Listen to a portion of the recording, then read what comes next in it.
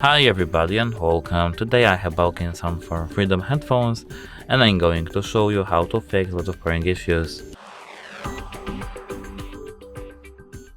And first we have to go into settings, then we have to go into connect devices, and now as you can see we have to scroll down to connect preferences, now Bluetooth, and we have to disable Bluetooth for a moment. Now we have to close our caselet within our headphones inside. And now we have to wait, for example, 10 seconds at least. After that time we can check if we can pair with our headphones with our phone. If we can, that's nice. If we can't, we have to do a hard reset. To do a hard reset we have to hold this button over here when our headphones are inside for at least 10 seconds. If it doesn't help us, we have to contact the device support. That's it, hope it helps you, goodbye.